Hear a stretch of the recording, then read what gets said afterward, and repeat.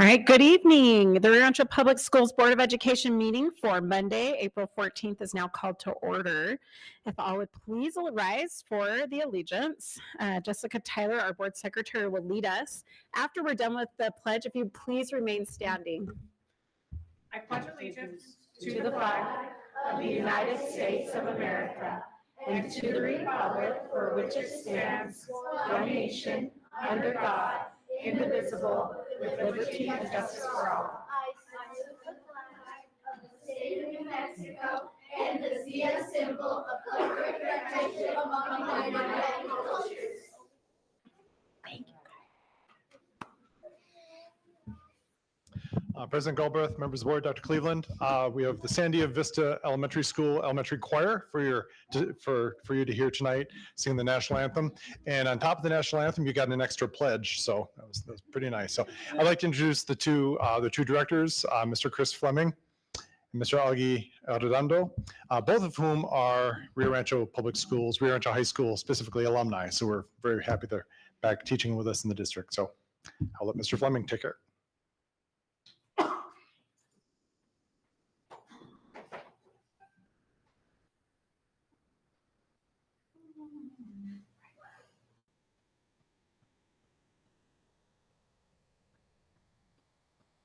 Oh, say, can you see by the dawn's early light what so proudly we hailed at the twilight's last gleaming, whose rush eyes and bright stars through the perilous fight. For the ramparts we watched were so gallantly streaming, and the rocket's red glare, the bombs bursting in air, gave proof through the night that our flag was still there.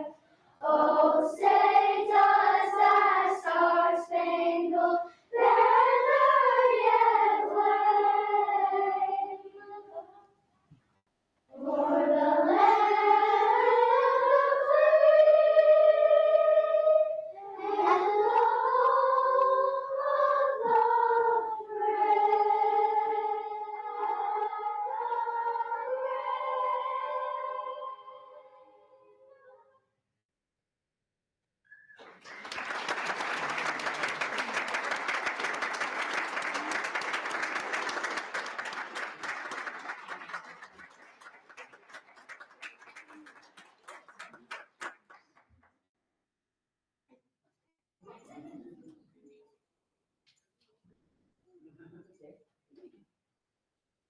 Board member Tripp wants to get a picture of you.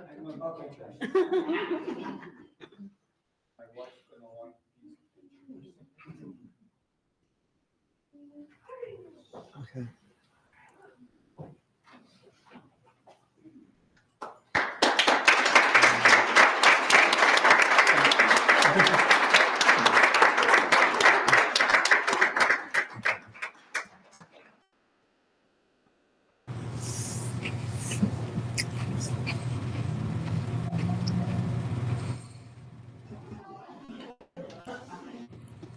We didn't even get a chance to thank them.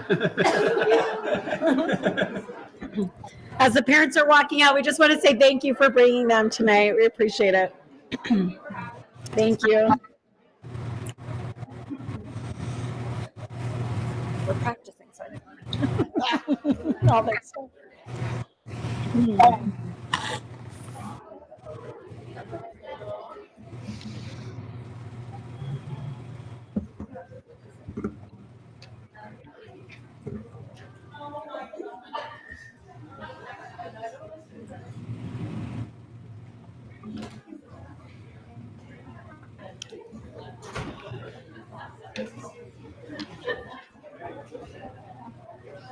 All right, we'll go ahead and come back to order. And JC, if you'll take a roll call for us. President Galbraith, Present. Vice President Morgan, Present. Secretary Tyler, Present. Board Member Tripp, Present. Board Member Miller. Present. We have a quorum. Okay, thank you so much. I would like to welcome everyone out tonight. I have to say that we had all these young students outside and everyone was feeling a little concerned for a moment. And but it was so nice to have them in today. So thank you, Sandia Vista, for just having great programs. This last week, we had a regional, I think it was last week, right? We had a regional board meeting.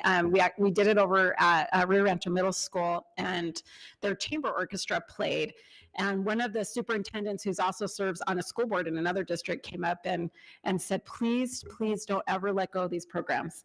And I said, oh no, we love our art programs. We love all of these things. And that is something that we are so proud of. But it's really a special thing for our district, all the different programs that we have. And so we're grateful for that.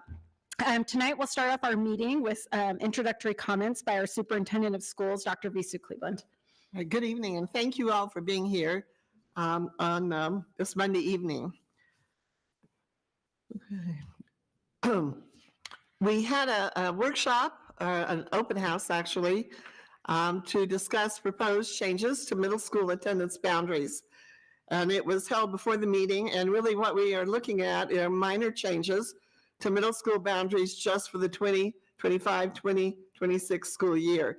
During next year, we will be looking at all of the boundaries, major study assessing attendance boundaries for all levels and for all schools. So a really major look at school district attendance areas will be part of next year's plan.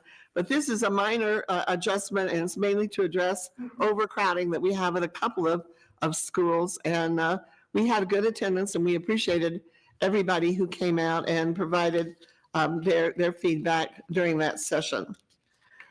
Okay. Again, we thank the Sandia Vista Choir for coming this evening, and they're just wonderful at all levels. We have such strong programs, and the programs build on one another from elementary to middle to high school. But as we've said multiple times, we see our fine arts as one of the crown jewels of this school district, and we are very proud of the programs. The director is a former student of this district and is now working as a teacher. And that's always one of the best things we see. So when our staff come back to us, having been students and want to be part of the district again as adults, as teachers, or in other capacities. And so, but Christopher has been one of those that we've watched literally grow up in the district. So again, we thank all of you for coming, and we were very excited. I felt really badly because they left and we didn't have a chance to thank them before they left, but we'll make sure that that we get that word back to the school. We have a special certificate presentation from the New Mexico House of Representatives, and this will be introduced by Representative Catherine Cullen and is being supported by Senator Craig Brandt, Representative Josh Hernandez, and Representative Alan Martinez. A certificate will be presented to Bethany Pendergrass, who is our former Chief Communications, Strategic Planning, and Engagement Officer for the Rio Rancho Public School District. And she's being honored for her work not only in the district, but also for her efforts to share her experiences with others as she has battled cancer. We're just so pleased to have her here tonight. And I bet she's missed board meetings a whole lot. I don't know. Maybe she hasn't, maybe she hasn't, but it's wonderful to see her, and also her husband, Jamie. Thank you for being here this evening. We have some other commendations this evening. Dr. Christopher Johnson, who is the Rio Tech principal, will be providing information about the New Mexico Skills USA State Leadership and Skills Competition. And our students from Rio Tech did very well in a variety of competitive events in those areas. And so we're really proud to recognize the award winners who are here this evening. Congratulations to all of the students and to the staff who work with them and support them. We also want to thank all of the parents who have been supportive of our career technical education programs. And we have a lot of them, not just the skilled trades. We have them in many different areas, but that's another area that we're very proud of and very excited. In a couple of weeks, we will be doing a grand opening for Rio Tech, and I can tell you it's a beautiful facility, and it will serve our students well, as well as the adults in the community. And this is a partnership with Central New Mexico Community College, and together, I think that we put something that's really, really special, and is a model that will be emulated by other districts in the years ahead. So again, but we congratulate the students who are here this evening for their accomplishments, and you'll learn more about that in just a minute. We also have a request for approval for a donation from Leadership Sandoval County. Every year, the Rio Rancho Public Schools participates in Leadership Sandoval by sending district participants to learn more about the county. This program that is sponsored by the Rio Rancho Regional Chamber of Commerce provides training and also supports a network of community-minded adults, and they come from all walks of life. They represent the whole community. One of the program requirements is to design and implement a special project, and Dr. Johnson will be providing you some information about their project, and will be asking the board to accept it this evening. This is a wonderful program. I think over the years, we were trying to think of how many we have sent, but I bet we're close to having sent 40 to 50 people over a long period of time. We watch those folks become even more involved in our community. One of the things we have always stressed in this district is we want to be a district that gives back. We want to be a district that participates in the community, not just one that's always asking, but one that also gives back. And so this is one of the programs that really helps support that. And it has been an extremely worthwhile program, not only for the people who participate, but for the community at large. As I mentioned earlier, we'll be looking at middle school boundary adjustment, and the board is asked to consider adjusting some of the middle school boundaries to deal primarily with the overcrowding at Mountain View Middle School. And the proposed changes will be presented by Wyndham Kimsley, our Executive Director of Communications, and Kim Vesley, a district consultant who was also a longtime employee in this district before she decided to retire. But we have brought her out of retirement to help with this project this year, and hopefully will be able to help us next year as we look district-wide at making some adjustments. These changes tonight are very minor, but certainly we will be looking at more comprehensive changes in the year ahead. We also have a proposed Rio Rancho Board of Education calendar. This is not to be confused with the school calendar. This is setting a preliminary schedule. Some of the dates are not yet in from the New Mexico School Boards Association related to board training, and some other events are not finalized. We'd like to at least get some of our meetings scheduled so that board members will have that for their own planning. New Mexico does also require all school board members to complete at least 5 hours of annual training provided through the New Mexico School Boards Association and the New Mexico Public Education Department. And some of these events are opportunities to meet that state requirement. And then tonight's superintendent's evaluation. The board has held 2 sessions to review the superintendent's annual evaluation and to discuss that evaluation with the superintendent. The board president, Amanda Galbraith, will present this item for the board's consideration. We will have a first reading for a repeal. This is unusual. We don't usually have a board policy repeals, but this is what the board is going to be asked to look at. In board policy, there's always 2 readings. The first reading is a chance for the board and the community to take a look at those changes. And then the second reading is at a later meeting when they actually take official action on that policy. This item will be presented by Mike Chavez, Executive Director of Human Resources, and David Mann, General Counsel for the district. And this is to repeal Board Policy 712, which is the drug-free workplace. And the reason that's being repealed is there was a more comprehensive policy that was created and incorporated into Policy 711. So we're not getting rid of any of the content, but it's just been moved into one more comprehensive plan. So the board will be asked to consider that as the first reading this evening. And then I stand for any comments, questions, or concerns that the board might have. Questions from the board? Okay. Okay, thank you. Thank you, Dr. Cleveland. Appreciate it. All right, we'll go to approve the prioritized agenda and proposed time allocations. Madam President, this is Board Member Tyler. I'll make a motion to approve the prioritized agenda and proposed time allocation. Board Member Gary Tripp, I'll second. We have a motion and a second. All in favor? Aye. Aye. Any opposed? Okay, motion carries. All right, we'll now move to our commendations for the evening. Our first will be presented by Catherine Cullen, one of our state representatives, and also Lauren Hatch, our chief legal counsel. This is a certificate from the House of Representatives to Beth Pendergrass. Thank you, President Galbraith, board members, Dr. Cleveland. Thank you for having me this evening. With several of the House of Representatives and Senator in the Rio Rancho community really felt that we needed to recognize Beth Pendergrass for all of her hard work that she has not only contributed to the Rio Rancho public schools, but our community, and as well as cancer patients that she has supported over the years. And so we had decided to go ahead and do a certificate for her that we will be presenting, and I'll read to you for this evening. And I probably should have brought some magnifying glasses, but okay. The House of Representatives of State of New Mexico, 57th Legislature First Session 2025 recognizes Bethany Pendergrass. Whereas Bethany Pendergrass joined the Rio Rancho Public School District as its public information officer in 2015 and was promoted to the Chief Communication Strategy and Engagement Officer in 2017.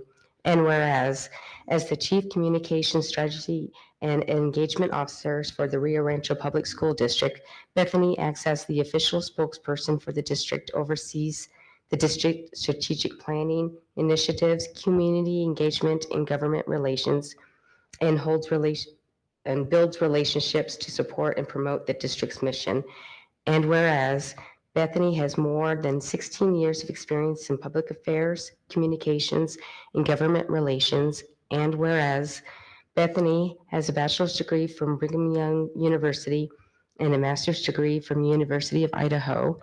And whereas Bethany is deeply engaged with the Rio Rancho community, serving as a member of the Board of Directors of NAOP, the Commercial Real Estate Development Association, and a member of the Sandoval Health Collaborative, the Communications Committee of the Sandoval Economic Alliance, and Intel's Corporations New Mexico Community Advisory Panel. And whereas in 2018, Bethany was diagnosed with breast cancer, and she has documented her cancer journey on social media to connect with other cancer patients and help support and inspire them. And whereas with Bethany has begun losing her hair from chemotherapy, she saw the opportunity to inspire others by using wigs and makeup to transform herself into iconic celebrity images and characters from the movies and televisions, such as Marilyn Monroe, Marge Simpson, Charlie Chaplin, Lucille Ball, Mrs. Doubtfire, Miss Piggy, and many others, with her husband photographing her creations and posting on social media platforms. And whereas Bethany's family, friends, and co-workers often joined her in the humorous and imaginative images, and her unique use of social media had gained nationwide media attention and an international following, especially among fellow cancer patients, and who are inspired and encouraged by Bethany's creativity, humor, candor, and positivity. And whereas Bethany does speaking engagements and other events to inspire and support cancer patients. Now, therefore, be it resolved, the House of Representatives of the State of New Mexico, that recognition be extended to Bethany Pendergrass for many years of service to the Rio Rancho Public School District and her creative use of social media to inspire and support people affected by cancer. And it's signed by Speaker Javier, Speaker of the House, Speaker Martinez, Lisa Ortiz McCutcheon, the Chief of Staff, and Representative Catherine Cullen, Representative Joshua Hernandez, and Representative Alan Martinez. So this is the one from the House of Representatives. And this is from the Senate, Senator Craig Brandt. You're welcome. Sorry. Sorry, I do need magnifying glasses as I. Mhm. And did anybody come on? Okay. So I know I have been coughing, so I don't want to hug. So did you want to say anything? President Galbraith, Dr. Cleveland, members of the board, it is an honor to be back. Sorry.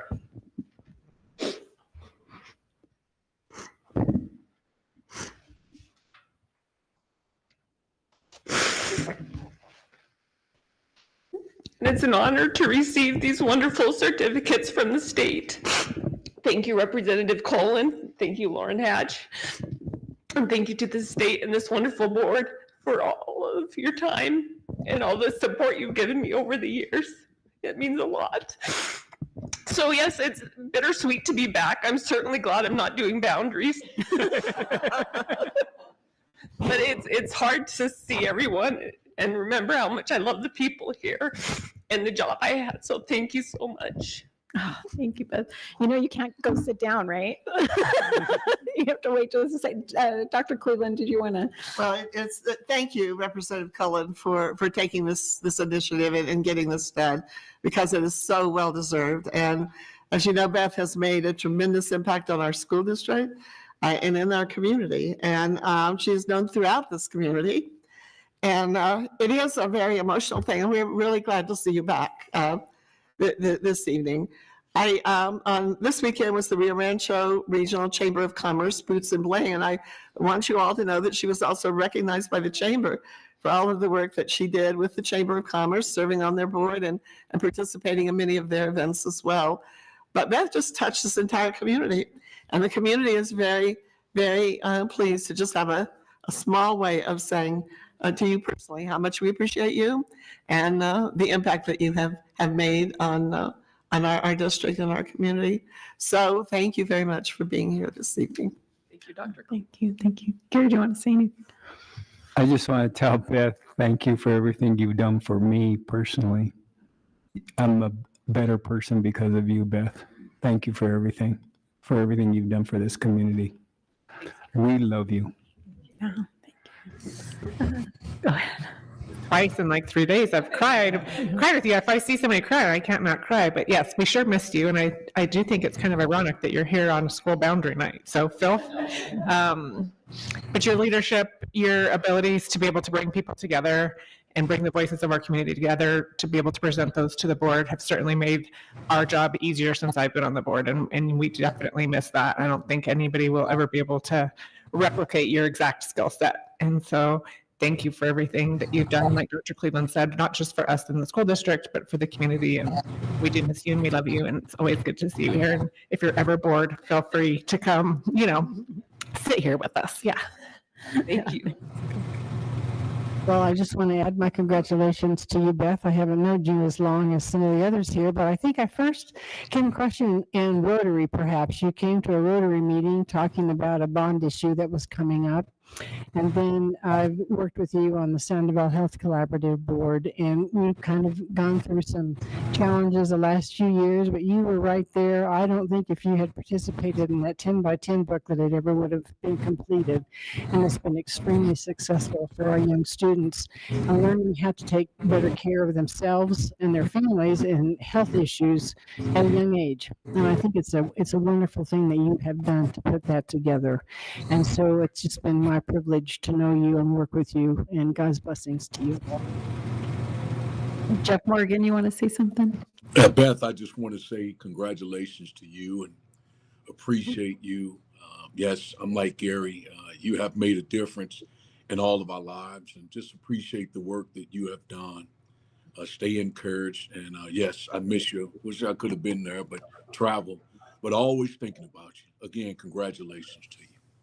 Thank you.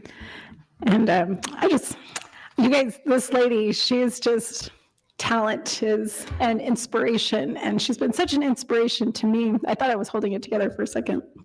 But when I first got on the board, well, even for the whole 5 years I've been on the board, I would, if anything came at me, I would text or call Beth. Beth, did I say this right? Was this okay? Was this all right? And she always knew exactly the right things that I needed to do, and has just been a sweet friend to so many people in the district. If I could, I would, we're not going to do that tonight, but I could have so many people stand up tonight and talk about Beth, because she's just been such a helpful and wonderful person, and not just for all the things that she does in the district, but just because of who you are.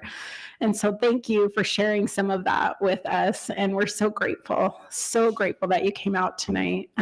We're just so happy to have you here. And I want to thank our representatives, our state representatives, who put this together along with Senator Brandt, because it couldn't go to just a more beautiful human being like you. So thank you for being here. Thank you to all of you. Thank you. Thanks.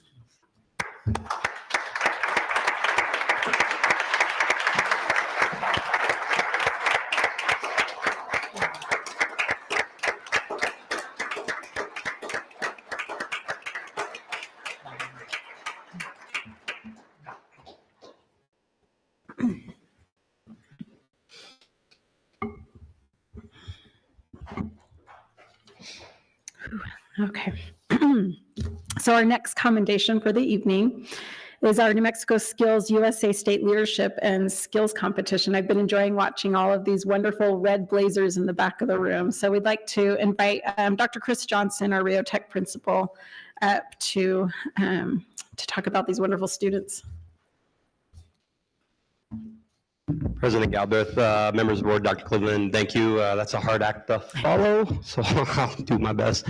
Before we begin, I definitely want to invite Mr. Booker, Cleveland High School criminal justice teacher, Doreen Abney, and any other advisors from the schools to come up real quick, as well as all Skills USA students.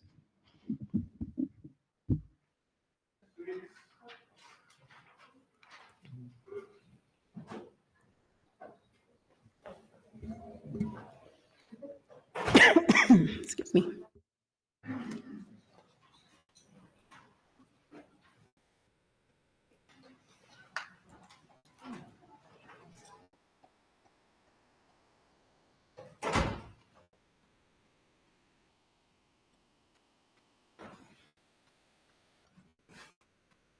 So we're really proud to recognize the outstanding achievements from our students from Rio Tech, Visu Cleveland High School, and Rio Rancho High School, who competed in the New Mexico Skills State Leadership and Skills Competition held March 26th through the 29th. These talented students demonstrated excellence in their technical and leadership skills across a wide range of competitive events. And if you're not familiar with Skills USA, it's a national organization that empowers students to become world-class workers, leaders, and responsible American citizens. It provides quality education experiences for students in leadership, teamwork, citizenship, and character development while building skills in more than 130 occupational areas. A special congratulations goes out to the students who placed in the top 3 of their events. The students who were in first place will represent New Mexico at the National Skills USA Leadership and Skills Competition, June 24th, 23rd through the 28th in Atlanta, Georgia.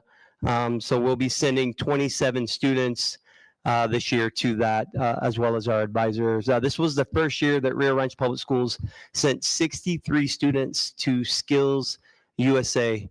And it was just a great showing that we've almost topped Hobbs. And that's our goal for next year, is to beat them with the number of students that not only that we send, but that will come up here next April and with first place medals. So for Rio Tech, I'd like to bring up Jackson Dennison, who is a junior at Visu Cleveland in the welding department, and Israel Pleasant, who is a sophomore in computer information systems. This is their first year that they competed and both placed second place in their respective competitions. So Jackson and Israel, just step forward real quick. At this time, I'm going to turn it over to Miss Abney from Rio Rancho High School, and she will introduce her students who competed in the places that they earned. Good evening, board. So for Rio Rancho High School, this was our first year competing in Skills USA. We have 3 first place winners that will be representing New Mexico. We have Cameron Seals, who's be representing related technical maths, which is taking our math and making it more industry standard. We have Kevin Condonwin. Oh, yeah. He is doing technical drafting. This is CAD design, so he will be representing New Mexico with that. And we have Odessa Beauchamp. So I don't want to butcher her name. She placed first in job interview, so she will be representing New Mexico for job interview. We also had a second place team called Quiz Bowl. We took 5 students for that. So we have Layla Dees, we have Matthias Trujillo, Israel Snackenberg, Taylor Robinson, and Kevin Condowin. He went for that one as well. And then we also had a silver medalist for related technical maths because Rio Rancho High School took both first and second place for that. So that was Braden Griego. I'm trying to find where they're all at. So these are all our representatives from Rio Rancho High School.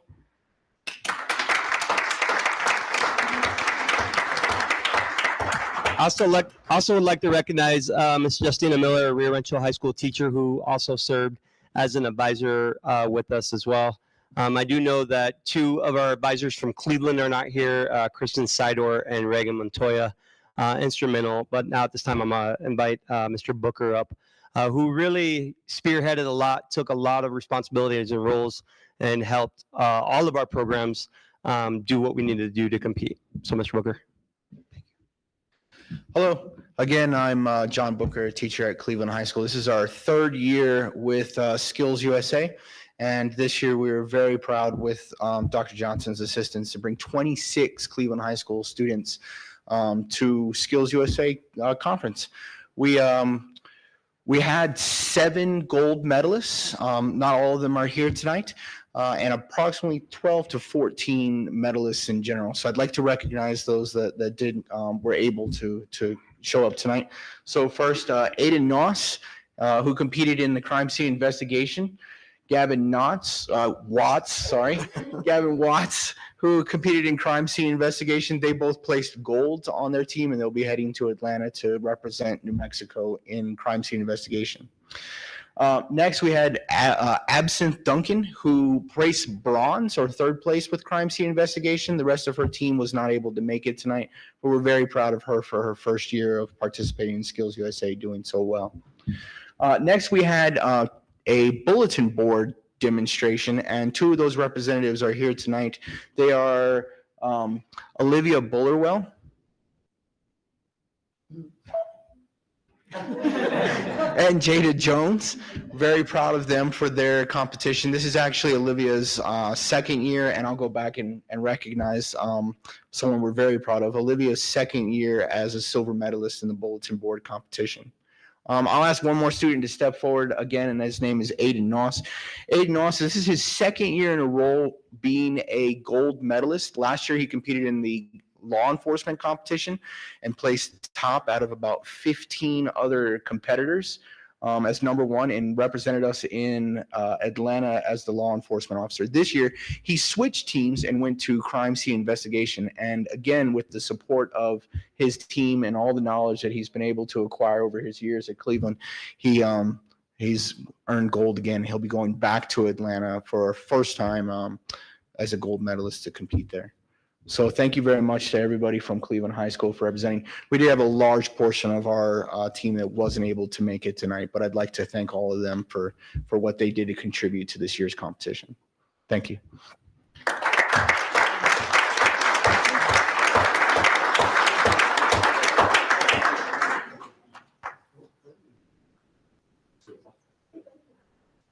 And we're just going to get a quick photo. So we're going to have the students come right down in the front and take a quick photo with their advisors. Yeah, by team. So we'll start with Cleveland High School. Cleveland High School first. Come on, squeeze in.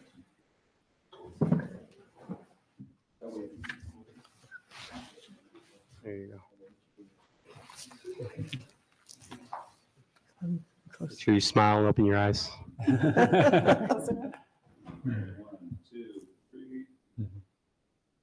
Perfect. All right, Rio Rancho High School.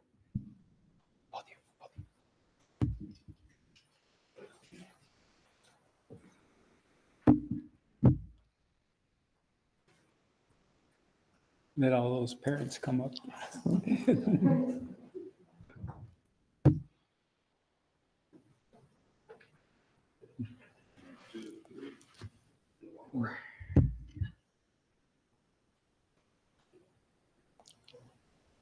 And finally, Rio Tech.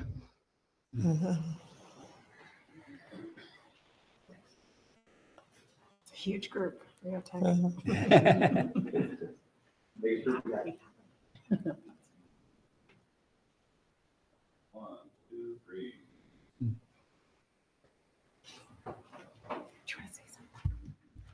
Thank you very much.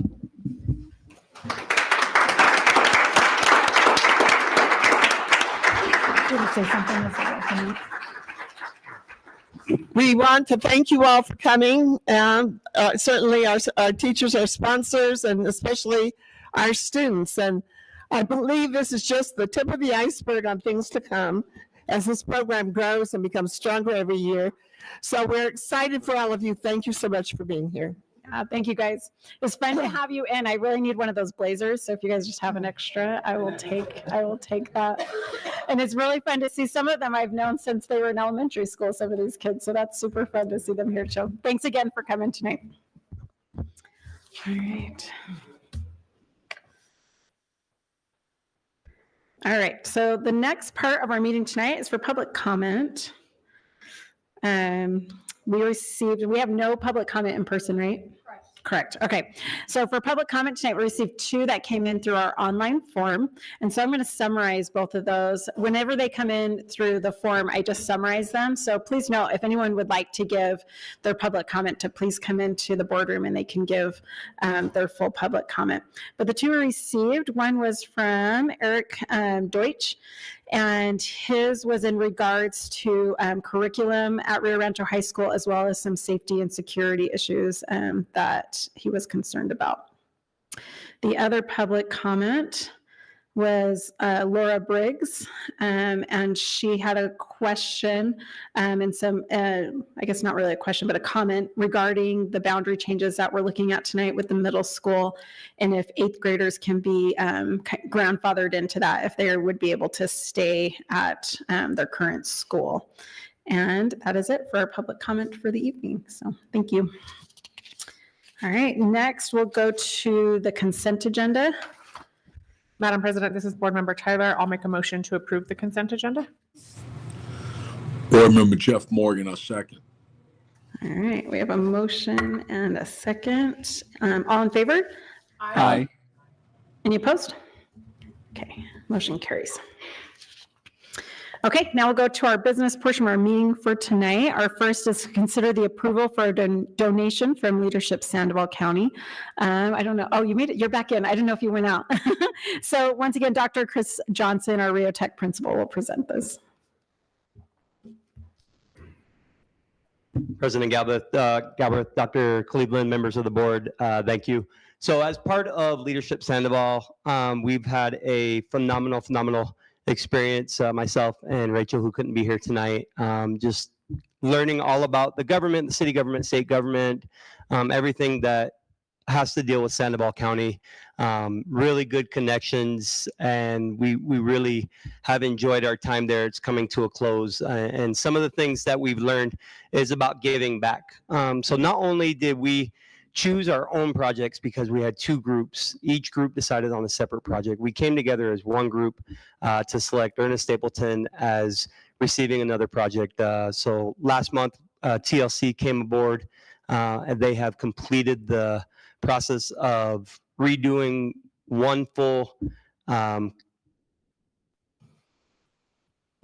trailer, or what are they, classrooms? The portables. Portables, thank you.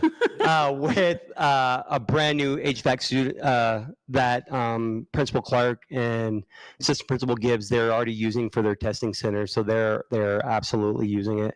One of the other things that we've received from Playwell groups or that we'd like to accept is 6 buddy benches. And the theory behind a buddy bench is so that students that do not have friends, or maybe their friend is out for the day or sick, they can go sit on one of these buddy benches, have a seat, and then students will go up and ask them to play.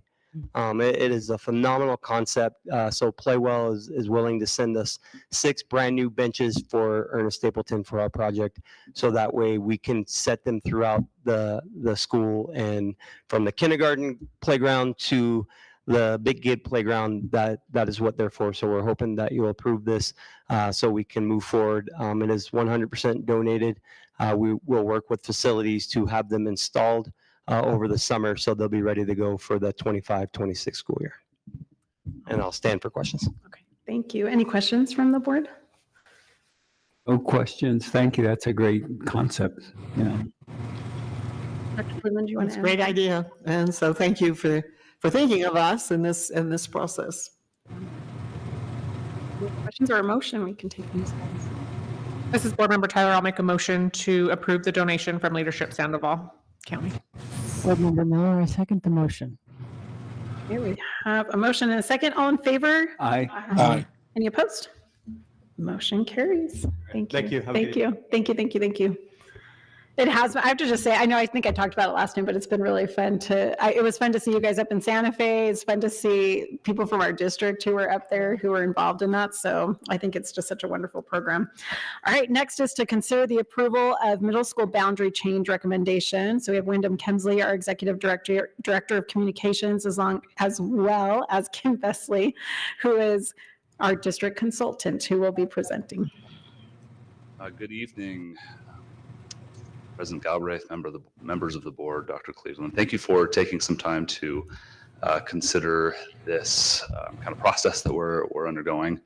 I will preface this by saying this is quite literally my first rodeo. I am not very experienced with boundary changes. So luckily, Kim Besley is agreed to come back on and do a lot of the heavy lifting. I think at this point, she probably feels like a CIA operative coming out of retirement to do that last job. So like Dr. Cleveland mentioned, this is kind of a 2-phase process where right now we're focusing on one smaller aspect of rebounding, whereas next year we're going to consider a little bit more of a comprehensive, larger, more involved process. So hopefully this isn't her last job, that she'll come back on for more work. But if we get the next slide, I'll touch on a little bit of the scope of what we are doing here. Like I said, this is most likely going to be a 2-phase process, where the first phase is considering 2 middle schooles, namely Mountain View Middle School and Rio Rancho Middle School. The scope of the committee's work right now is to provide immediate relief, to Mountain View Middle School, who has a population that's about a little bit more than 100 students over their maximum capacity. So right now we're wanting to, like I said, provide immediate relief going into this next school year to not only provide relief for a school that's already overpopulated, but we're thinking more into the future, whereas there's a lot of development that's going into the Mountain View area right now that we want to proactively think about and prepare for. I'm going to turn the time over to Kim. She's going to talk about a little bit more of the technical details about maybe what factors were considered, and of course talk more in depth about the options that we would like to present this evening. Thank you, Wyndham. And good evening, President Galbraith, members of the board, and Dr. Cleveland. Gee, I've really missed those board meetings. But it's great to see you all and so many of my former colleagues. It's good to be back with you. We did hold a workshop, as Dr. Cleveland mentioned, or actually not a workshop, but an open house where parents could come and ask questions and provide some comments. And we had about a dozen parents and family members show up. And they provided us with a lot of very good input. We want to sincerely thank them for coming because we learn a lot in this process from the comments and questions that we receive from our parents. Also want to thank the members of the Boundary Committee. Wyndham chairs that committee, and it consists of district specialists in several areas that are touched by the boundary process, like transportation, for example. We also have representatives from the principals, and we have parent and community representation. And Carl, who's one of our community reps, is here tonight with us. So thank you for being here. All right. I'm going to go through this fairly quickly because some of it you're probably somewhat familiar with. There are 2 slides worth of factors that we look at as we try to consider what might be the best way to draw attendance boundaries. And like I said, I'm just going to put the list up. This is the first part of it, a lot of which deals with transportation, which is always a big factor. Can we get buses from one school to another? Can parents easily get from one school to another? Can they do so without passing another school that's maybe closer to where they live? For example, those are the sorts of things that we look at there. And here's the second slide, which is another series of factors that we look at. And one that we've kind of talked about a little bit with this process has had to do with feeder school alignment and maybe trying to improve that in some cases, elementary to middle. So as you can imagine, with a list that long, it's very difficult to come up with boundaries that meet every single one of these things for every line we draw. But we do try to come as close to that as we possibly can. Also, a couple of other things that come up in the process. Our special needs students, regardless of what school they are assigned to, are entitled to receive the services as outlined in their IEPs. And, parents are oftentimes very concerned about that when they transfer schools, if they have special needs students. We do want to assure them that those services are provided at whatever new school the student attends. And we do work both schools, both the transferring school and the receiving school, work with parents to try to make that transition as smooth as possible for those students. We also look at socioeconomic status. We don't want to create rich and poor schools. And we are allowed to consider that legally. There is a Supreme Court ruling that came out a number of years ago. It's not a recent political development that precludes considering ethnicity. But we can still look at socioeconomic status and some other factors that have to do with student demographics. So here's another question, and this one came up a lot with our parents, and that is, how do we handle transfers? First of all, transportation is not provided for transfer students, and we did try to make that very clear to the parents that attended. If a parent wants to request a transfer from the school in their new boundaries to say have their students stay at their old school, they do have to provide their own transportation. And they complete a transfer request, just as any student that's changing schools for any reason, we ask them to complete that. As the board, you have some options as you consider the options to include some additional provisions as part of whatever changes you choose to approve. And one that comes up, it came up with the parents today, and it comes up quite frequently, has to do with grandfathering. In other words, since this is a middle school process, if you have a 7th grader moving to 8th grade, they may be very attached to their school or very involved in extracurriculars and not want to, it might be difficult or more difficult for them to transfer. There could be other reasons as well. And boards in the past have sometimes included a provision which allows those incoming 8th graders or incoming 5th graders, if it were an elementary school, to remain at their current school. You can also, we'd also like to note that any requests for out-of-district and current transfers are subject to the district's open enrollment policy. There are provisions in statute that kind of put into a rank order the different priorities for accepting transfer students. And that is in District Policy 1003. I hope I got that right, Lauren. I hope I got the right one. But anyway, it's in the open enrollment policy, and we do have to follow that as we do attendance boundary changes. Okay. Another thing we look at is, where is Rio Rancho growing? What kind of development is coming in? Where are they building new houses? And the map you see on your screen here has a lot of funny looking little yellow boxes on it. Those funny looking little yellow boxes are developments that are in various stages of construction and in a couple of cases still planning.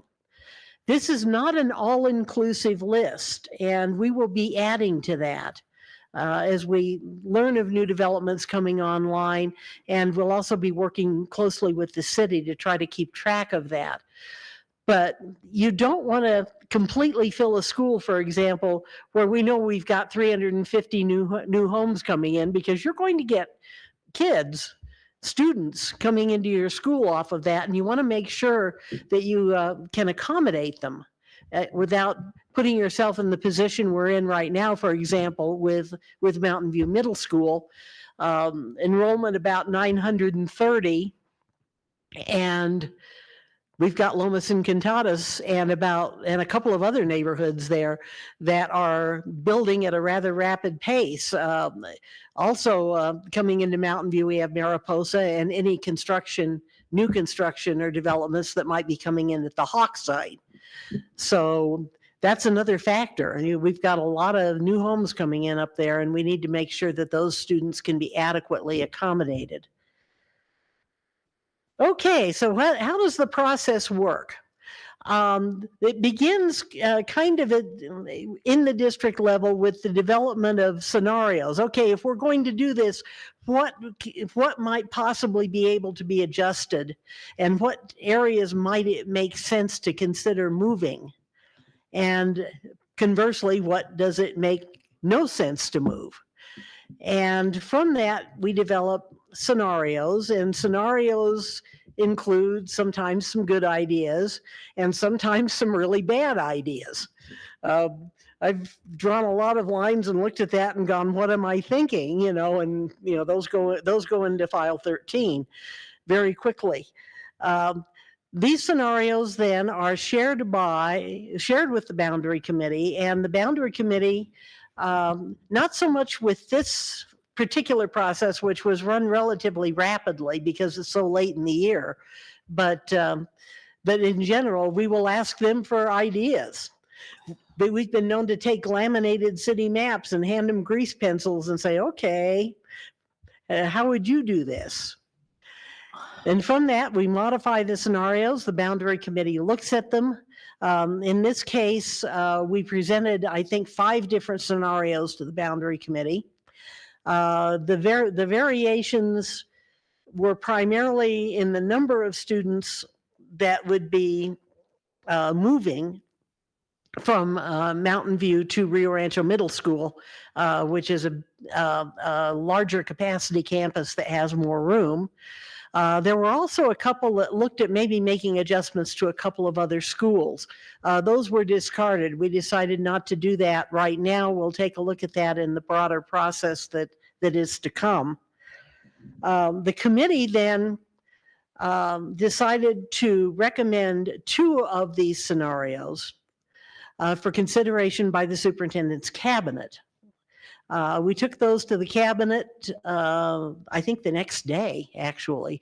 The cabinet looked at them and decided to forward both of those scenarios as options for presentation to the community.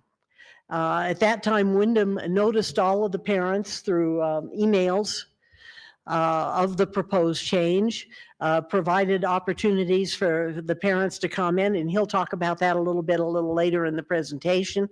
in a little bit greater detail. We also held the open house, which was held earlier today, where we had parents attend and ask questions.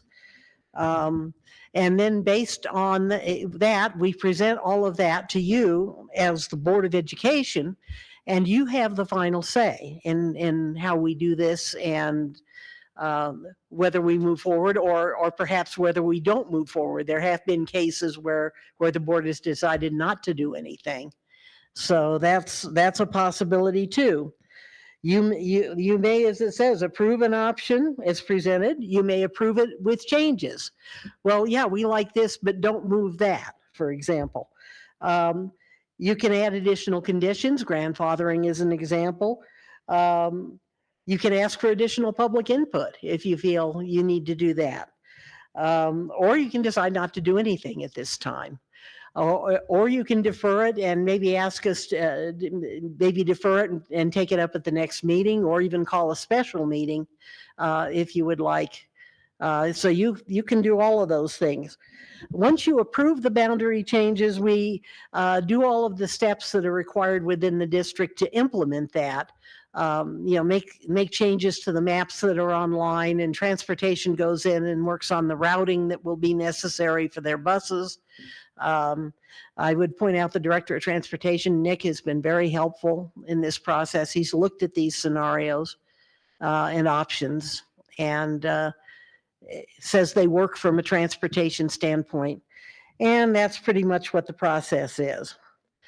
The goals for this first little phase of what is a larger process is to decrease the enrollment at Mountain View Middle School. That's pretty simple.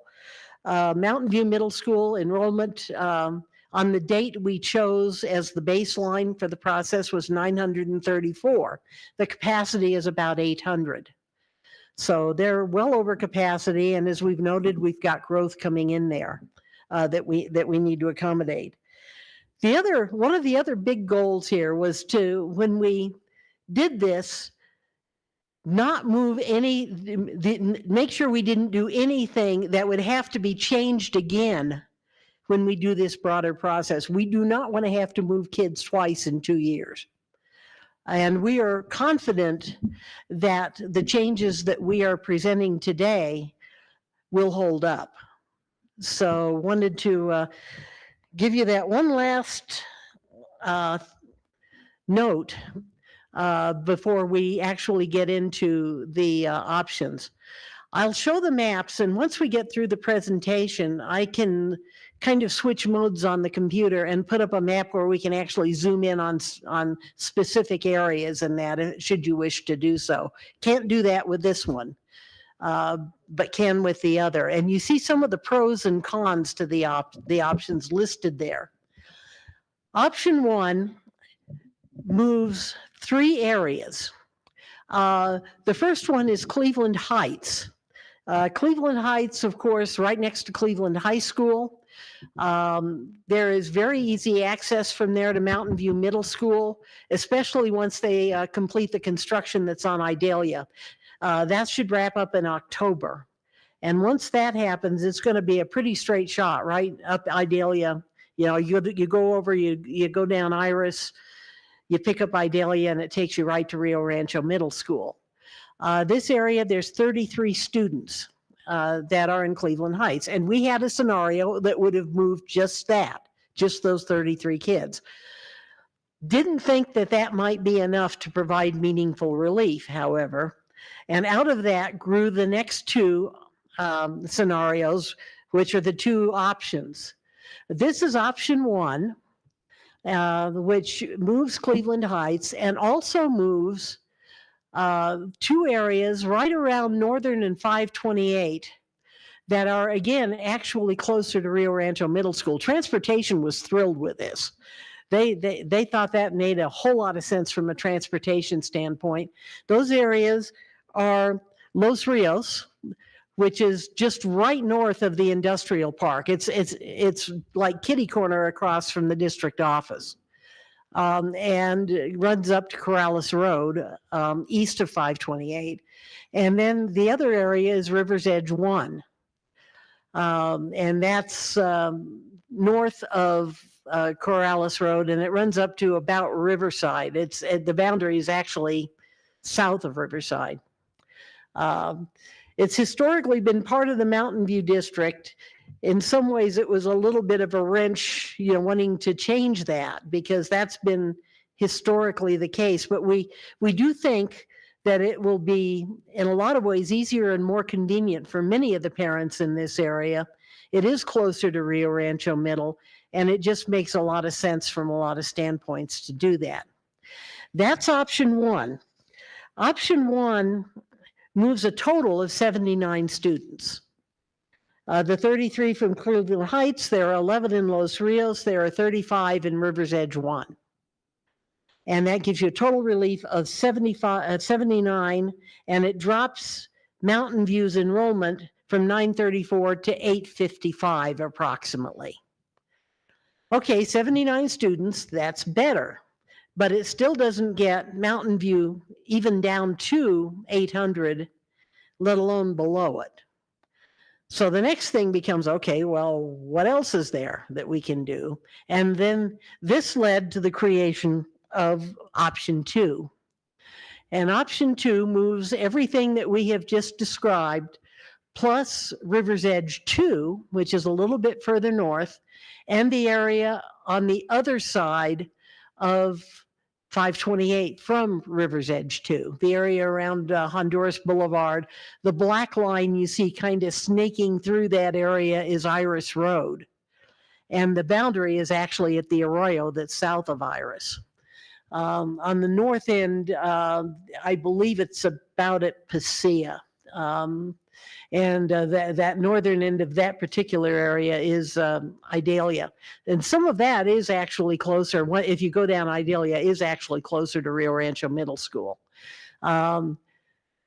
River's Edge 2, kind of depending on where you are in River's Edge 2, it's maybe a little further, maybe a little closer, maybe about the same.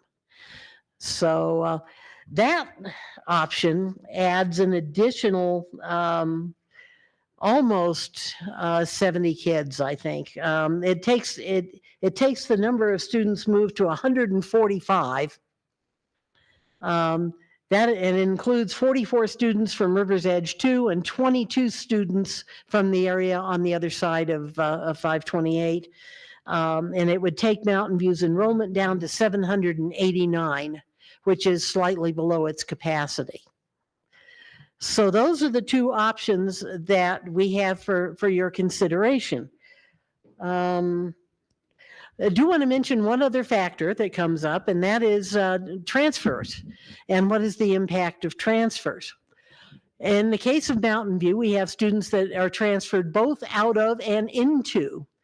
There's actually a fair number of students who have transferred out, a total of 46 that are attending other schools that are outside the Mountain View attendance area. And of those, 24 are already at Rio Rancho Middle. Others are at other Rio Rancho schools, and a small number of those are attending other schools, charter schools or whatever, home schools. So that's students that are coming out. I'm losing my mind. Here we go. Okay, this is students that are coming in, transfers in. And there are 16 kids from Rio Rancho Middle that are attending Mountain View. So it works both ways. And there are 70 that are out of district, and you see in the chart on the right where a lot of those students are coming from. And a lot of them are coming from up north, Bernalillo, Placitas, some of the Pueblo communities up there, and a couple from Corrales and in that area. So I just wanted to provide that. It's more of a wash than I thought it would be, actually. But that is a factor that you might want to take into consideration.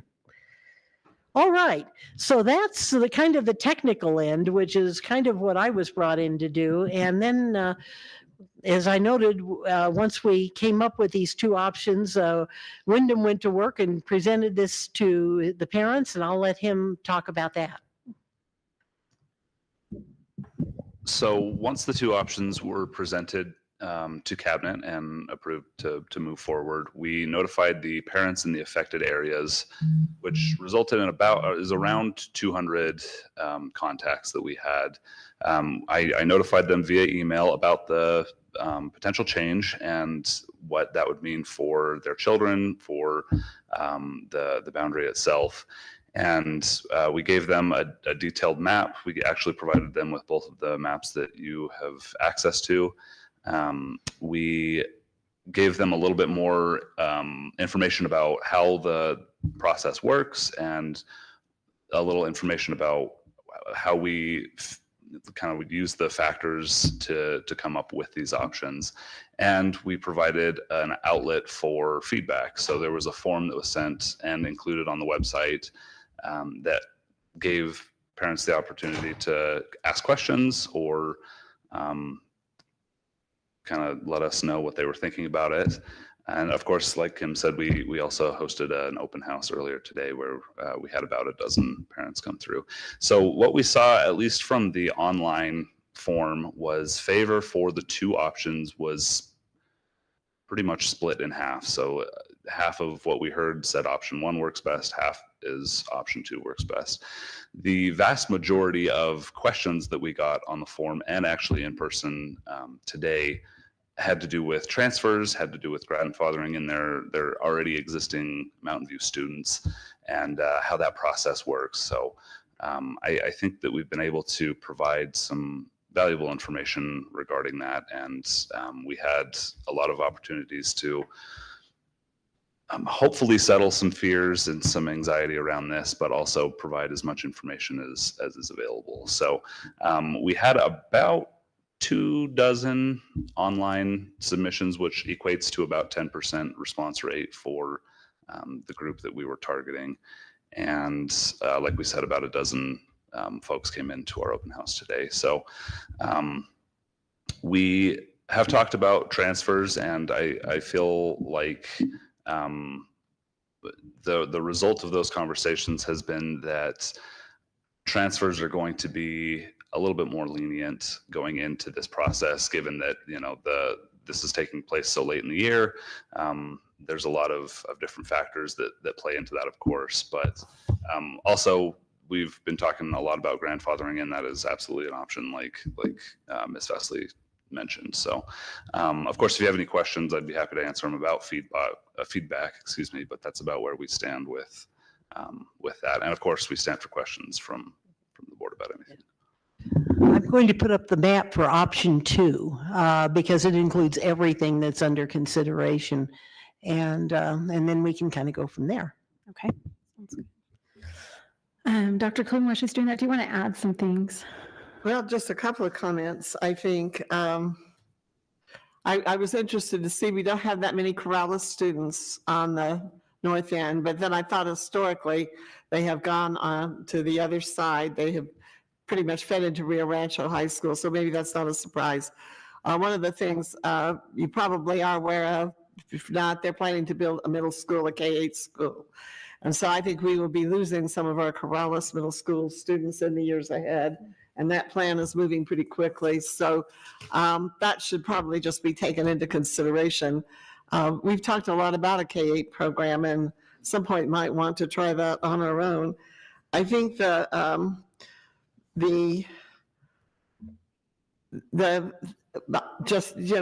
full transparency, I live in River's Edge too. So I've heard a lot about it. And so far, no threats, or, I think my house is secure. I'm not worried about it. They're wonderful people. The general feeling there is the frustration we have experienced over many years. And that is that those who have been there a long time get pushed out for those newcomers who are coming in. And they see it as their school. It's always been their school. We saw that kind of with, at the elementary level, a little bit with Stapleton. It's always been their school. So you get that, and you understand it, and there is resentment of taking established neighborhoods and forcing them somewhere else, and then moving to the newer part of town. And so but that being said, we've had to do that over many, many times. We used to do this fun thing called boundaries every 2 to 3 years because we were growing so fast, and so we had to make those hard decisions, and they are hard decisions to make. And you understand how people feel. I'd be pretty disappointed if what they wanted was to get out of that school, and they weren't attached to the school. So I think, it's a good thing that people care and want to be in a certain school. But there have to be, decisions have to be made. And I know you've all looked at the options. There doesn't appear to be a lot of options if we're going to make any real significant movement in bringing the numbers down at Mountain View. But, my kids went to Mountain View, so I feel a little sad about that, for the neighborhood.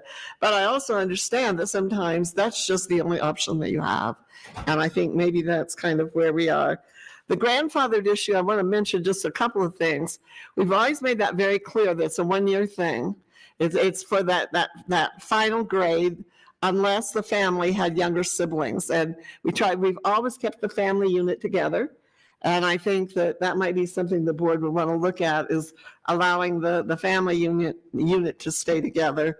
But normally, we have seen historically, once their friends move on to a new school, generally the other kids want to go on with the friends that they've been friends with in school and neighborhood, and they move on, and they make the move, and then they love their new school every bit as much as they love their old school. So, but the grandfather, you might want to think about how long you would allow that to go on, unless there are siblings. And as you mentioned, the open enrollment piece, a lot of people have asked about that, and open enrollment is a state regulation, state statute, and we have to adhere to it.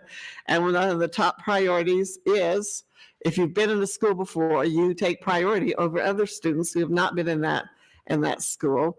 And historically, we have always taken a priority over those who live in that area over those who have not. But we try to serve every child who comes to our district, and we have tried to do that historically and welcomed all children.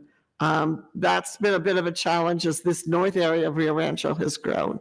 So those are just some thoughts. But boundaries are one of the reasons we haven't done it for a long time, is because they're really hard to do. They evoke a lot of emotion, but you have to look realistically. So thank you for doing a really good job putting out the options and getting a good process in place. This is kind of a trial run for next year, which is going to be a much, much bigger scaled effort. But it's hard. Change is hard. And it's what it really kind of comes down to. So, well, thank you. Madam President, if I could, one thing that was also mentioned too has to do with academic achievement of the two schools, and they are both, they're both spotlight yeah, schools. I wanted to mention that. Yeah, they are both great schools, and we enjoyed our time over at Rio Rancho Middle School this last week. It's a great school. Wonderful school. It really is a great school. Just a couple, so we're going to go to the board for further questions. But as we do go into this, I really appreciated being able to sit in that open house today. And so as we're looking at these larger, boundary changes that will come up, I would love for us to be able to do that again, as well as maybe do it a little bit earlier too, just to give us some more time, and maybe even do a couple of them, especially since it's going to be such a big change. So that's just an ask, I guess, for me to start us out. But we'll go ahead and go to the board, and we'll start with Gary Tripp. Thank you. I've got several questions and comments, and there's no rhyme or reason. But one of the things that kind of wanted to share with the parents was on this grandfather thing. You got to have the means to transport your own kid. And that kind of always has bothered me about the fact of being from a poor family that doesn't have that means or that option. But the other thing that kind of bothers me a little bit is if there's a 7th, 5th, and 3rd grader in the family, because I know they're not just talking about the 7th grader that's going to be an 8th grader and the 5th grader that's going to be a 6th grader, but they're talking about the 3rd grader that's going to be a 6th grader in 3 years. So, I mean, I think the option Two is the only way we can go. And I think it alleviates 160 students eventually. I think that's what we're talking about. The other thing that I think we need to mention is we have so many issues with, we only have enough money to build Independence High School in the next few years. And then we still have major needs for the Cyber Academy, the 3 and 4-year-old program. We still have some other elementaries that need work on. And then this middle school that we need is probably going to be over $100 million. And it's probably a decade away. So with that being said, it's going to be a big nightmare to be a middle school student in large schools. But the nice thing, I think the ultimate goal that I heard today was that we really care about teacher pupil sizes and we care about safe schools and we're trying to do our best with what we have currently. And so the thing I'm going to leave with is how much land do we have by Cielo Azul or Mariposa in the future? Do you remember how much land is there? I can address that. Yeah. We have, and add one more comment that might be germane to what you're talking about. We have a middle school site paid for that is right adjacent to Cielo Azul. And so it's a full size and we've had that paid for quite a long time. We have another elementary site right off of Northern. The enrollment growth has shifted. And so the board has discussed the possibility, but certainly no decisions were made about trading that for another piece of property where there's higher growth. But again, there was no decision ever made about that. And it's an excellent piece of property, one of the most buildable ones that we've had. We have one other dynamic that is happening right now, and that is a really strong growing movement on the south part of town, close to Joe Harris, to get a middle school site there. We have a high school site there, we have an elementary there, and parents are asking for a middle school to be built there because of the growth in that area, but also because it's on the way out of town. And so very easy for people who work in Albuquerque to have a way to go to school and then out. But as you said, we don't have the money for that at this point in time. But there is a community group that is working to come to the board to talk to you about the need in the future for a middle school site around Rust Hospital in that general area. So to Board Member Tripp's point, our needs far exceed our resources. And but in the short term, we are not going to be able to do all those things. And the original 5-year master plan, a middle school was next on the agenda. And we did jump over that for Independence and discussions about jumping over it for cyber, or cyber's enrollment is down now quite a bit. So I don't know, no decision has been made of how to deal with that. So we have 2 pieces of property, one elementary and one middle school and a high school property. And all of those have already been purchased, paid for. So that was good thinking on the part of previous school boards to be able to have that property out there. One of them might be better to be traded to a site where there's higher growth. But that would be a decision the board would have to make. So just I haven't missed any property, have I? No, I think that's Okay. I think that's I just wanted to mention one more thing, and I think all the other board members agree, is this is the most civil meeting I think I've been to, and our community, I mean, our nation and our state could look at this meeting as an example of how a tremendous quality human being respects one another. So I want to thank the parents for, this was a great meeting, and I too listened and tried to do my best. But thank them. Thank you for all those that were at the meeting today. Yeah, it was great. It was great. Yeah, and there was a time where the board, and I can't remember, Gary and Jessica, I know Beth wasn't, but we went and visited all those sites. Were you guys a part of that? Okay. So, I mean, if that's something else too in the future, if you want to do that, we can always do that again and take a look at all those different sites. Beth, would you like to give any questions or comments? I don't have any particular questions, but it was very interesting at the meeting to listen to the parent concerns and for the district to try to explain the various components that the board has to look at, as well as the district in planning where facilities will be, and if the student population needs to change, why and how that might impact the future and so forth. So I think the parents got a really strong idea of how the district has to look at those issues, and I think they respected that, although they still had their concerns about their children, which we for sure understand. So I appreciated the time with them. It isn't an easy decision to make, but I think that the committee has done a great job of bringing two good options to us. Thank you. And Jessica? Yeah, I don't have much further to add, but would like to also echo what Gary said. I mean, you're absolutely right. I mean, we had parents that were concerned and they asked direct and, difficult questions, but everybody was very respectful and open-minded. And yeah, we could definitely take something away from that in the lives that we live, right? So I think that's a great call out. And Dr. Cleveland, I also am happy you addressed, because that was one of the questions that came up from one of the parents as far as keeping the family units together.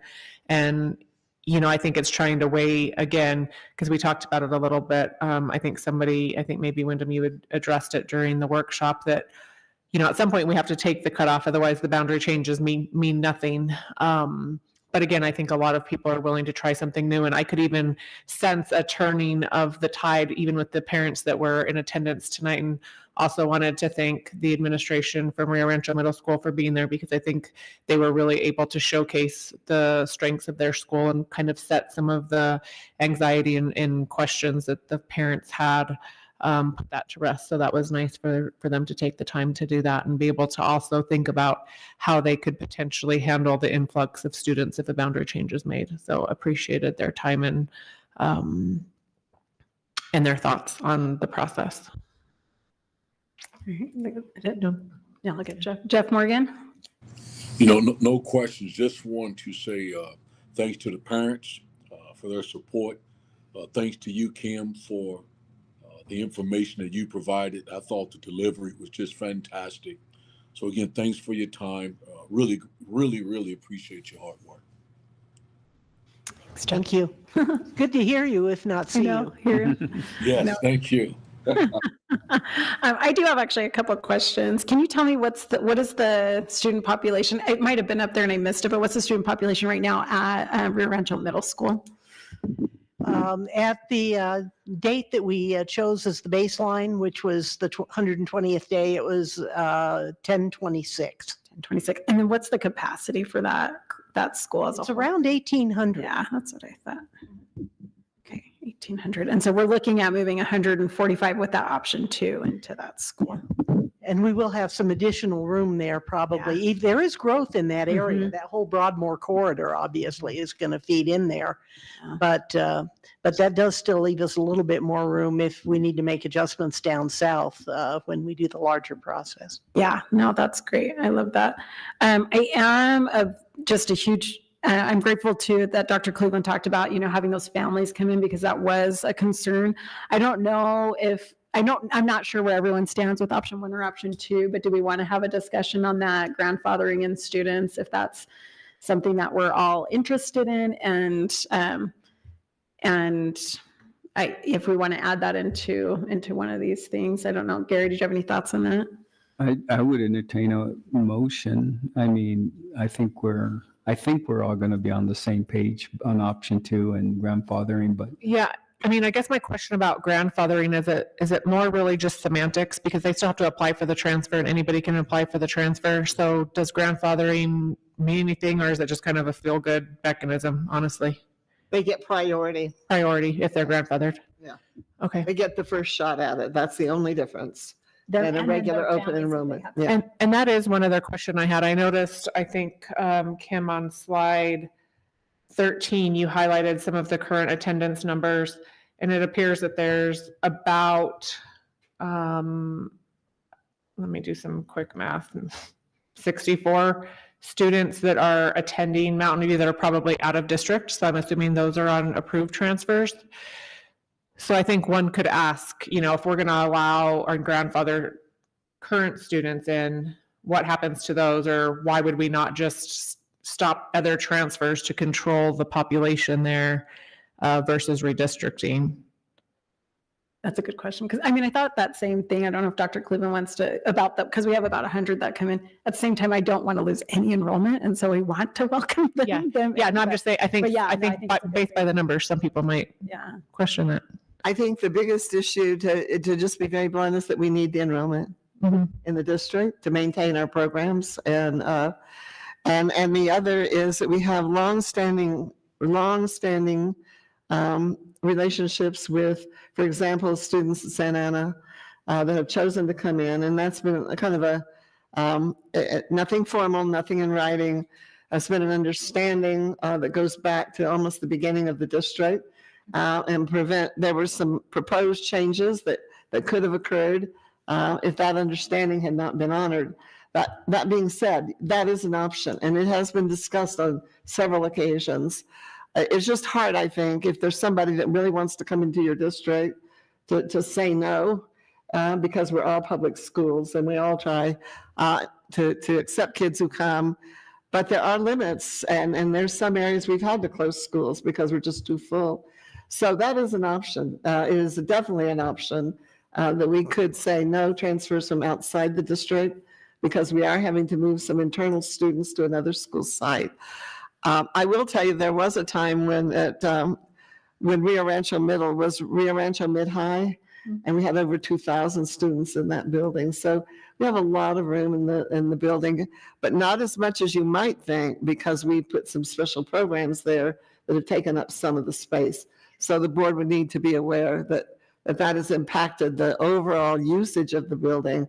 We don't have as many places available because of those special programs that we had, say, 20 years ago.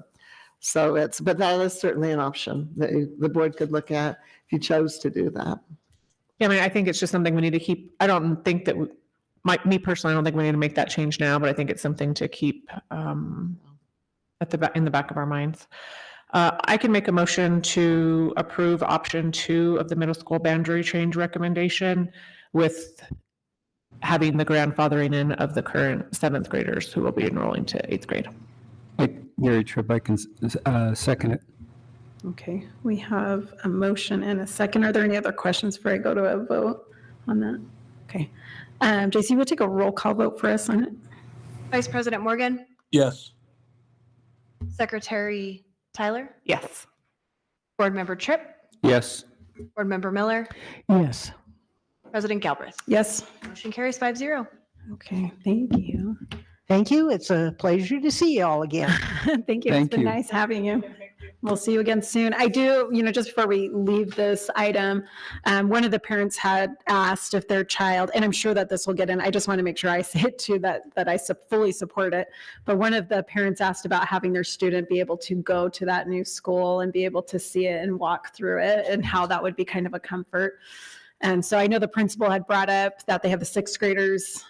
Whether that's the right time, I don't know, but I do think that that's definitely something that needs to happen here in the next couple of weeks. So I think that's a great idea. We've done that in the past when we moved students from one building to another, more so at the elementary than at the middle school, but we have done it.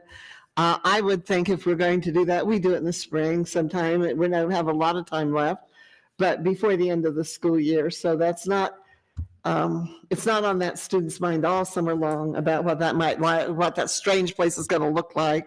And get over there and see it, and it's a great school, and I think they would be fine. So we would be committed to trying to work something out, maybe on Saturday, or something where they could come and walk the school and meet some of the students there, student government, and I think that'd be a very good idea to do. just everything we can do to make that transfer to those students who are listening. I was during part of that big, the craziness in Rio Rancho. And I remember when Rio Rancho High School was built and I was at Cibola High School and all my siblings graduated from Cibola High School. And then I was put over at Rio Rancho High School. And it was a little shock at first, but it was really one of the best things. I mean, it was a wonderful school to be there with everyone. I got to meet so many more students. And so it's always really scary, as a student to have, especially when you're in the middle of something, to have to change. But I think if they give it a chance, they'll really enjoy it. So. I think I may have shared this with you. We had a board member whose children attended 3 different elementary schools. They were kind of met every 2 to 3 years. And so they went to Presta, they went to Ernie Stapleton, they went to Colinas.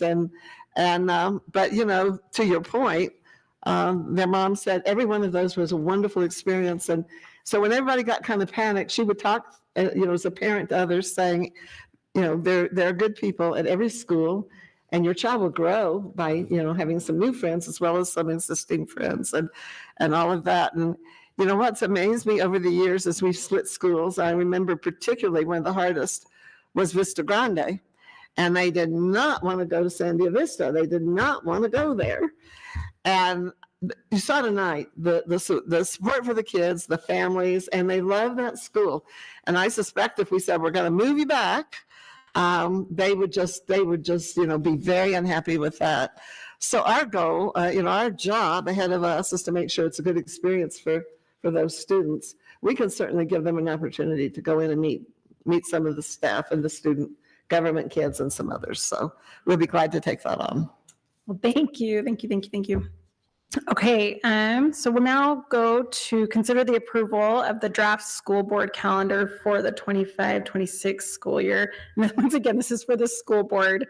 Go ahead, JC. JC Oliver, our executive assistant, will present. Good evening, President Galbraith, Dr. Cleveland, members of the board. In front of you is the 25-26 board calendar for this next year. As you can see, the dates reflect what we are doing now, which is the 2nd and 4th Monday of the month. The exception is going to be in November, where we do the 1st and 3rd to work around the holiday.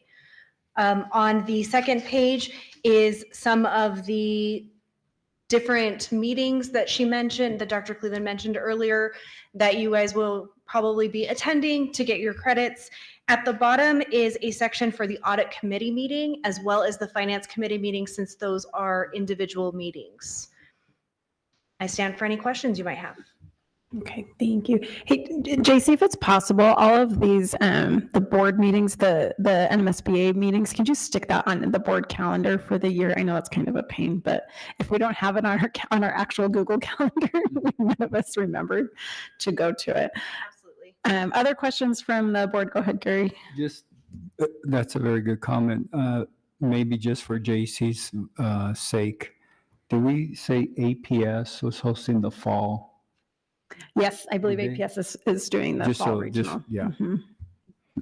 So we know about one of them where the location is. Yeah, and that's good. That's good. Anything else, Gary, on your end? Beth, any questions or comments? Thank you.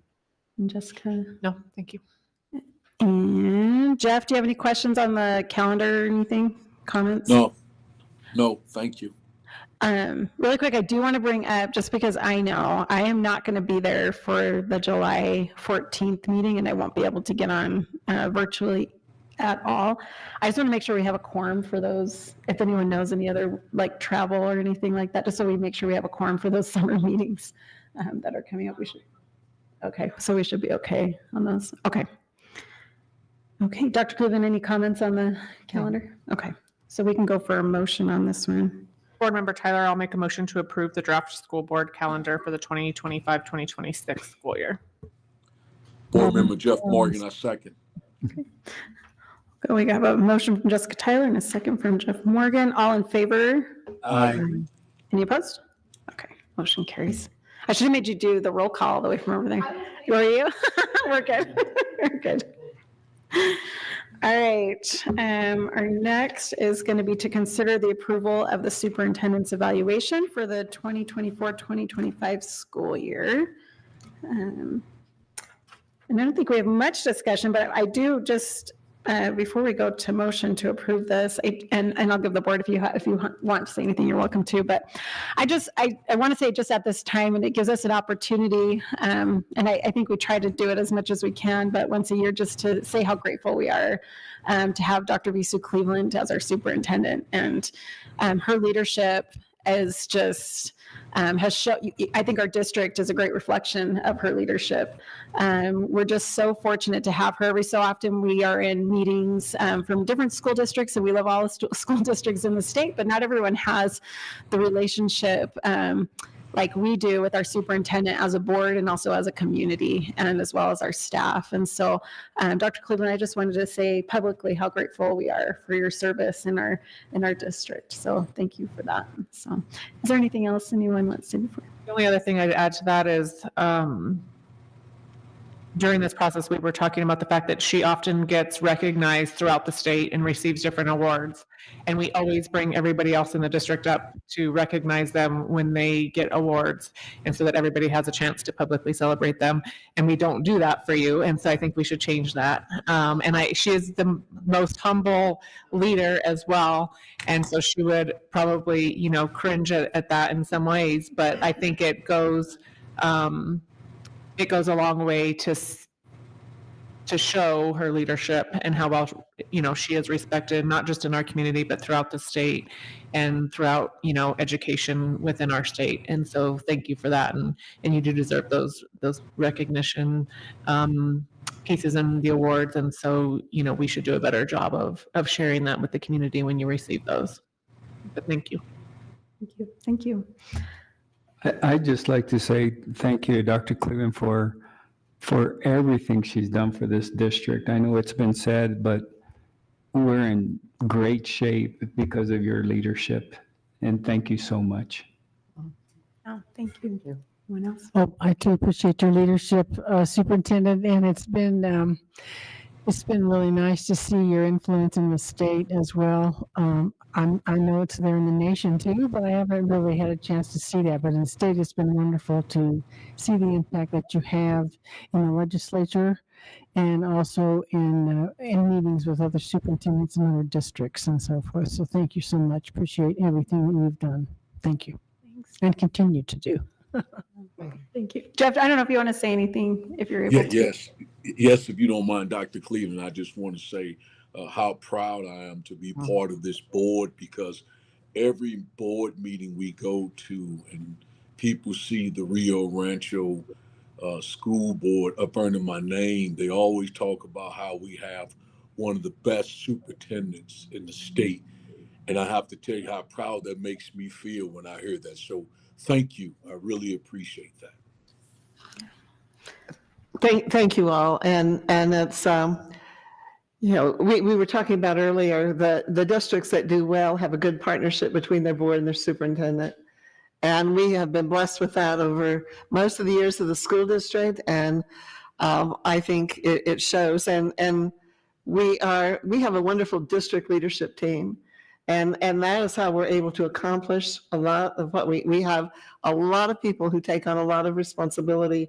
And I'm so grateful to all of them for all of the work they do to help support the district. And so they're a pretty phenomenal group of people. I'll take some credit for having picked some of them, but they are wonderful and grateful. And we have wonderful staff at every area of the school district. And I'm just amazed at what they do. And, we've got great custodial group. We've got strong departments, all of our departments. And so I'm just grateful for the people I've had a chance to work with. And most of the time that includes the legislative group. Our team is great up there, and so are most of the others. That's a hard process. And we just all step back and wonder how people do it. I do. I'm grateful that they are able to do it. But the big word that we were talking about earlier is partnership. And that's what makes it successful. And so I thank all of you for making our district a strong district. And I I don't know. One of the challenges in New Mexico, a little bit of editorializing, until we get a hold of this issue of our superintendents, the majority, vast majority, have 2 or 3 years of experience at best, and they turn over every year. Our state is not going to make progress. It cannot make progress unless we get more stability and leadership. And so that's an area that I hope that our state will continue to be committed to working on. After me, I think it drops to like maybe 7 years of experience as the next person. And then it goes on from there. So that's an area as a state I hope we work on. But again, thank you all for your kind comments, and thanks to all of the staff who work in this district that makes it such a strong district. And we're proud of that. I think we've talked about we're bigger than we used to be. We still have a family environment, and we still view ourselves as part of a group that really works to make things better for kids. So, and the board has been a powerful leader in that direction. So, thank you all very much. Thank you. Madam President, this is Board Member Tyler. I'll make a motion to approve the superintendent's evaluation for the 2024-2025 school year. Gary Tripp, I second. Thank you. We have a motion and a second, and let's go ahead and do a roll call vote on this one, JC. Vice President Morgan, Yes. Secretary Tyler, Yes. Board Member Tripp, Yes. Board Member Miller, Yes. President Galbraith. Yes. Motion carries 5-0. Thank you. Okay, and our last item for the evening. Let me add one more thing. I just want you all to know that and the folks who are here, cabinet in particular, I want you to know with that evaluation, I take and share it with them. And we talk about all of our areas together. And so they are part of that process as well. And so I will take this and I will share it with cabinet, and we'll talk about how we can pull together as a team to address those areas of priority that have been put out there by the board. So I just kind of want you to know what I do with it. I don't take it and lock it up. I take it back to the team and we look at, so anyway, I just would want you to know that. Thank you. Okay. Yeah, it probably does. Real quick on that note, I neglected JC to bring a signature page. So for our next meeting, can you bring a signature page so we can sign it and date it and make sure we do file that and maybe lock it up? Thank you. Okay, next is our first reading of proposed repeal to Board Policy 712, employee use of tobacco products, as the substantive prohibitions included in this policy were recently adopted into Board Policy 711, drug-free workplace. So Mike Chavez, our Executive Director of Human Services, along with David Mann, our General Counsel, will present. Good evening, Madam President, Dr. Cleveland, members of the board. We are here for a rather unusual reason. However, after reviewing all of our policies, because we brought forward quite a number of them to you all, we went back and looked at all of them to make sure that everything was posted completely up on the website. And we realized that we neglected to repeal this policy, which was included into the policy 712. So I'm going to ask Mr. Mann to give you a little more information about that. Thank you, members of the board, Madam President, Dr. Cleveland. It's quite straightforward. So this is actually 712 that you see before you. It's employee use of tobacco products. And so we're not, by deleting this, by removing this, we're not implying that it's now okay to light up on campus by any means.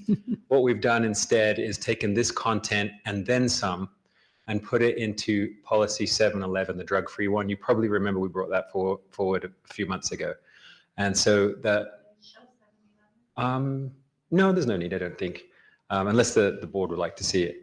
But 711 includes this content and then everything required by rule. And so when a few board meetings ago, a representative from the PED came in and mentioned the need to update our policies, essentially she probably didn't recognize that 711 already included everything she believed needed to be in policy. So this can be repealed and we'll leave it as a placeholder for a new policy down the road.